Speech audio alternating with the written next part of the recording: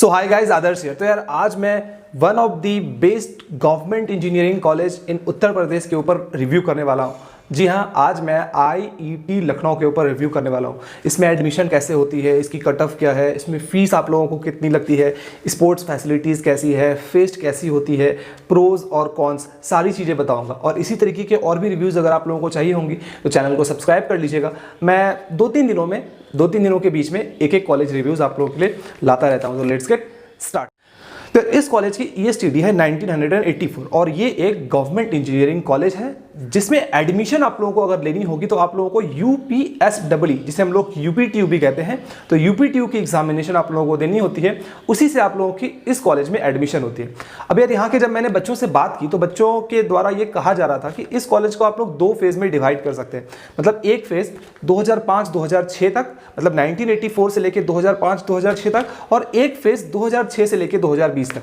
तो 2005 और 2006 तक इस कॉलेज की रेपुटेशन बहुत अच्छी थी। हालांकि अभी भी इस कॉलेज की रेपुटेशन काफी अच्छी है। उत्तर प्रदेश में देखोगे तो टॉप 6 कॉलेज, इंजीनियरिंग कॉलेजेस जो आते हैं, आईआईटीज, एनआईटी और ट्रिपल आईटी को छोड़ के कोई भी जो इंजीनियरिंग कॉलेज आती है उनमें ये सबसे ऊपर है। तो इस कॉलेज में यार 2005 के बाद थोड़ी सी डाउनफॉल होनी स्टार्ट हो गई थी। But the good thing is ये कि हमारी 2-3 सालों के अंदर, ये पिछली जो 2-3 साल बीती है, 2017, 2018, 2019 और 2020, तो इसमें काफी अच्छा इंप्रूवमेंट कॉलेज के अंदर आप लोगों को देखने को मिला है। NIRF रैंकिंग में कॉलेज टॉप 200 में नहीं आती है, बट स्टिल ये कॉलेज काफ़ी अच्छी है, ये आप लोग मान के चल सकते हैं। और क्लास 10th और क्लास 12th में दोनों में ही आप लोगों के लिए 45% मार्क्स वो होने चाहिए। हाँ, अगर आप SC ST या फिर कैटेगरी के अगर आप होगे तो आप लोगों को 5% का रिलैक्सेशन वो मिल जाता है।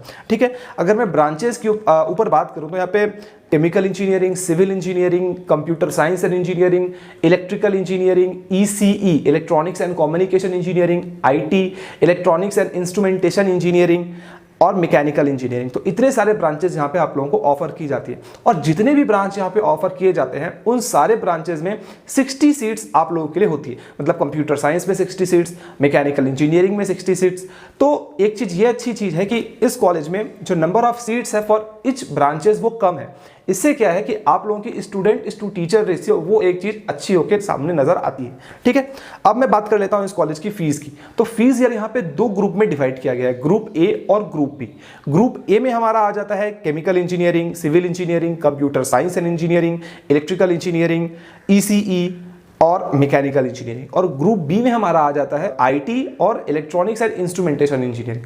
तो ग्रुप ए में अगर आप रहते हो, अगर आपको वो सारे ब्रांचेस अगर ऑफर होती हैं तो आपकी फीस स्ट्रक्चर हो जाएगी 90,000 plus 36,000 for hostel and mess. मतलब 90,000 आपकी फीस और 36,000 आपकी हो जाएगी हॉस्टल और मेस की चार्ज। तो एक साल में तकरीबन आप लोगों को 1,25,000 लगेंगे फॉर 1 ईयर। और फॉर सेकेंड ईयर से वो चीज़ें थोड़ी सी कम हो जाती है, क्योंकि कुछ एक्स्ट्रा मनी जो है वो फर्स्ट ईयर में आप लोगों को लगता है और सेकेंड ईयर में वो पैसे आप लोगों को नहीं लगते हैं।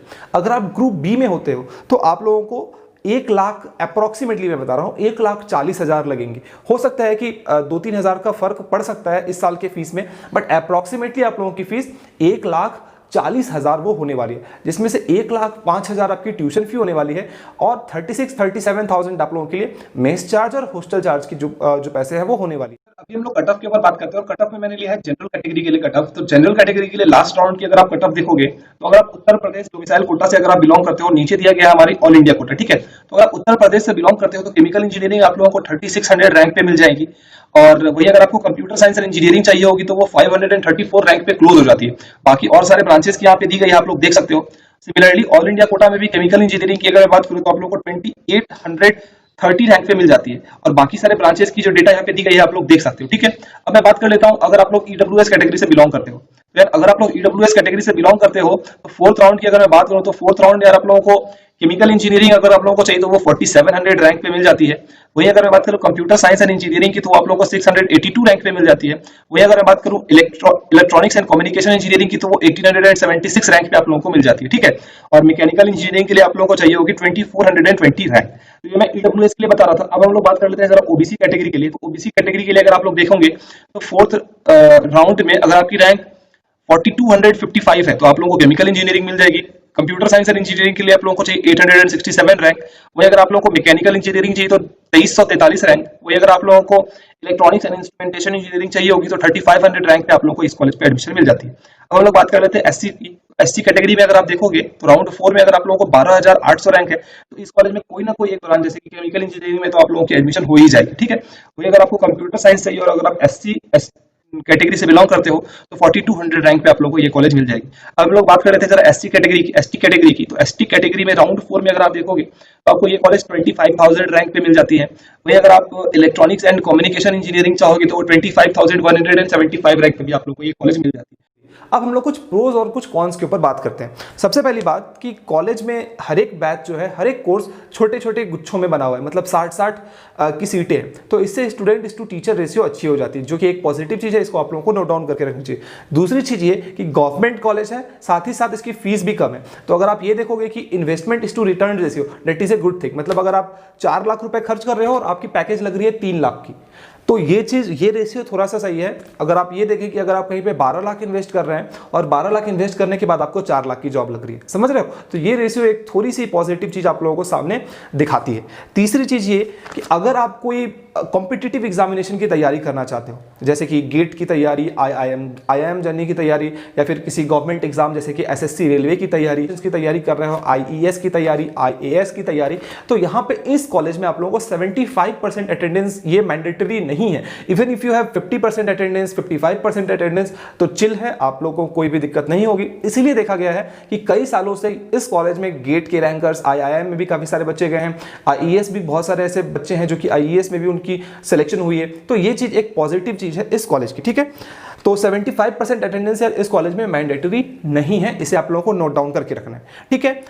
एक और अच्छी चीज मुझे ये लगी कि यार यूपीएसडब्ल्यू में जो टॉप मोस्ट ब्रेन होते हैं, जैसे कि आप लोगों ने कट ऑफ देखा होगा तो उससे एक चीज तो पता चल गई होगी कि जो टॉप मोस्ट ब्रेन होते हैं यूपीएसडब्ल्यू के अंदर, वो इस कॉलेज में आते हैं, जो कि एक अच्छी बात है। इस कॉलेज की प्लेसमेंट के ऊपर मैं ज्यादा नहीं बताऊंगा, क्योंकि इस कॉलेज की जो ऑफिशियल वेबसाइट है वहां पे प्लेसमेंट के बारे में बहुत ज्यादा नहीं दिया गया है, ठीक है। कॉलेज के ऑफिशियल वेबसाइट में ये लिखा है कि ऑफ कैंपस प्लेसमेंट, मतलब कॉलेज के बाहर जाके जो प्लेसमेंट ली जाती है उनमें एक बच्चे को 37 लाख की पैकेज लगी है, ठीक है। और जब मैं कोरा पे और कुछ बच्चों से भी मैंने पूछा तो वहां पे यार ये चीजें वैरी कर रही थी कि जो इन कैंपस प्लेसमेंट होती है, मतलब जो कंपनी आप लोगों की कॉलेज में आके जो आप लोगों को प्लेसमेंट जो लगती है उसमें कुछ चीजें वैरी कर रही थी। जैसे कि कई जगह लिखा था कि पैकेज 15 लाख की है और कहीं जगह लिखा था कि वो पैकेज 20 लाख की है। तो इसमें मैं कंफर्म नहीं हूं, अगर आपके कोई सीनियर वहां पे पढ़ रहे हैं तो आप लोग वहां पे पूछ सकते हो इस बात को, ठीक है। लेता हूं यार एवरेज पैकेज की, तो average package for this college is 3 to 4 lakh, 3 से लेकर 4 लाख के बीच में इस कॉलेज की एवरेज पैकेज है फॉर सीएससी, आईटी, ईसी, इन सारे ब्रांचेस के लिए, ठीक है। Civil engineering, mechanical engineering, electrical engineering की प्लेसमेंट उतनी अच्छी नहीं है जितनी अच्छी आपकी कंप्यूटर साइंस, ईसीई, आईटी की प्लेसमेंट इस कॉलेज में आप लोगों को देखने को मिलती है। एवरेज प्लेसमेंट की अगर मैं बात करूं तो तकरीबन 70 to 80% बच्चे ऐसे हैं जिनको प्लेसमेंट लग जाती है और 20 से 25% बच्चे ऐसे होते हैं जिनको प्लेसमेंट इस कॉलेज में नहीं लगती है, ठीक है।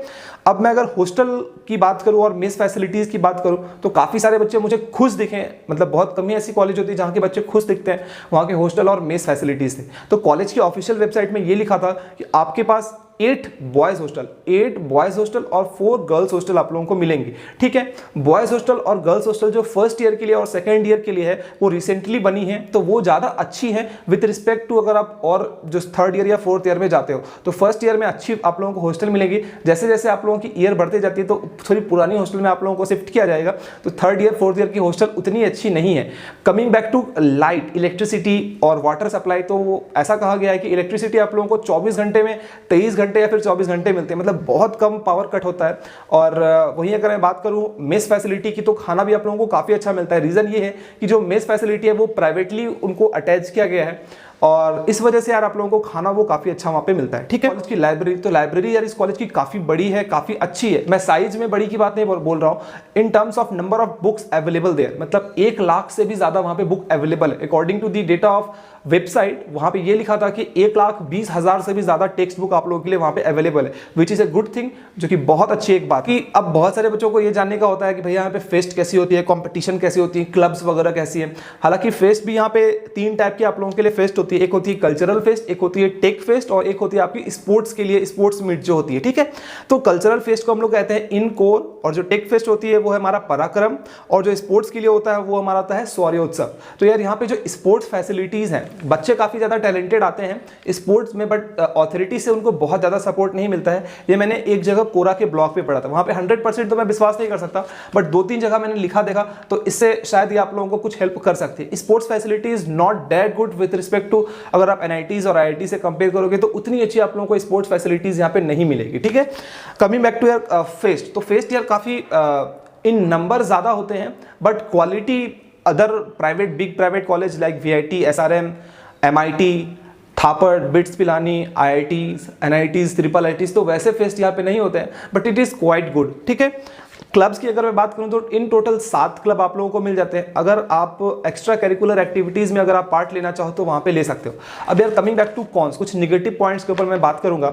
सबसे बड़ी निगेटिव पॉइंट, एक यहाँ पे एक कोई प्रॉपर एडमिनिस्ट्रेशन, मतलब ऐसा नहीं है कि आप लोगों को क्लास आना ही पड़ेगा, फिर लैब्स वगैरह करनी ही पड़ेंगी। तो इसमें क्या है कि जो बच्चे बहुत ज़्यादा फोकस्ड है पढ़ाई के लिए कि हाँ मुझे ये पढ़ना है, मुझे इस कंपटीशन की तैयारी करनी है, तो उनकी प्रिपरेशन काफ़ी अच्छी हो जाती है। लेकिन एक मीडियोकर बच्चा या फिर जो उतना ज़्यादा फोकस्ड नहीं है, वो कहीं ना कहीं इस गुमनाम बस्ती में गुमसा हो जाता है, ठीक है। तो ये एक मुझे निगेटिव बात दिखी।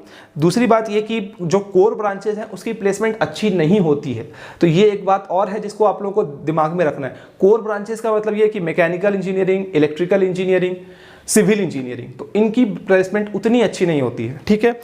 तीसरी चीज ये कि यार इस कॉलेज में एक्सपोजर की थोड़ी सी कमी है कि जो यहाँ की फेस्ट वगैरह होती है वो वर्ल्ड क्लास, मैंने पहले भी बताया था कि वर्ल्ड क्लास लेवल की फेस्ट वगैरह यहाँ पे आप लोगों को देखने को नहीं मिलेगा, ठीक है। और हॉस्टल्स वगैरह जो है मैंने पहले भी बताया आप लोगों को कि फर्स्ट ईयर के लिए सही है, सेकंड थर्ड फोर्थ ईयर के लिए उतनी अच्छी हॉस्टल्स आप लोगों को देखने को नहीं मिलती है। चौथी बात ये कि लैब फैसिलिटीज जो कॉलेज की है यार वो बहुत अच्छी नहीं है, एक मीडियोकर लेवल की लैब फैसिलिटीज है। जो कोर्सेज ऑफर की जा रही है वो थोड़ी सी पुरानी है, आउटडेटेड कोर्सेज है। मैं उम्मीद करता हूँ कि आने वाले दिनों में ये चीज़ के ऊपर थोड़ा सा ध्यान दिया जाएगा और जो कोर्सेज है उनमें कुछ ना कुछ चेंजेस जरूर से जरूर लाई जाएगी, ठीक है। Sports facilities is also average. तो ओवरऑल अगर मैं ये कहूँ तो यार अगर आपको एक प्राइवेट गवर्नमेंट इंजीनियरिंग कॉलेज चाहिए और कहीं ना कहीं अगर आपकी बजट कम है और एक आप बहुत अच्छे इंजीनियरिंग कॉलेजेस में जाना चाहते हो और आपकी जेई मेंस, जेई एडवांस या और सारे एग्जामिनेशन उतनी अच्छी नहीं गई है, तो IIT Lucknow is a perfect choice for you all. आप लोगों के लिए आईआईटी लखनऊ एक परफेक्ट चॉइस हो सकता है, वो मिल जाती है। और आप चाहते हो कि नहीं मैं गवर्नमेंट एग्जामिनेशन की तैयारी करूं, कॉलेज में आपको काफी ज्यादा वक्त मिलता है, ठीक है।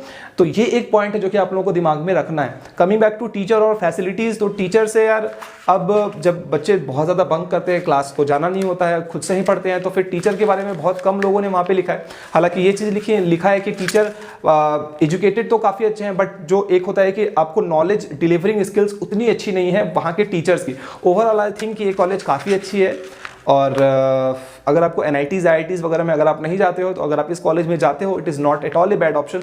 बहुत ही अच्छी एक कॉलेज आप लोगों को देखने को मिल जाती है। बट हाँ, अगर आपके पास ऑप्शन है, अगर आप पैसे खर्च कर सकते हो अच्छे खासे, तो फिर आप बिट्स पिलानी या फिर और कोई गवर्नमेंट और कोई प्राइवेट इंजीनियरिंग कॉलेज या फिर एनआईटीज वगैरह में अगर आप जा सकते हो, तो फिर आप लोगों को वहाँ पे डेफिनेटली जाना चाहिए। अगर आपको आईआईटीज, एनआईटीज या ट्रिपल आईटी के ऑप्शन मिल रही है तो डेफिनेटली उधर जाओ। अगर ऑप्शन आपके पास नहीं बचता है, फिर आप लोगों को इस कॉलेज में एडमिशन लेना चाहिए। उम्मीद करता हूँ कि ये वीडियो आप लोगों को पसंद आई होगी। और भी इसी तरीके की वीडियोस देखने के लिए चैनल को सब्सक्राइब कर लें। मैं इसी तरीके के ऑनेस्ट रिव्यूज आप लोगों के लिए लाता रहता हूँ।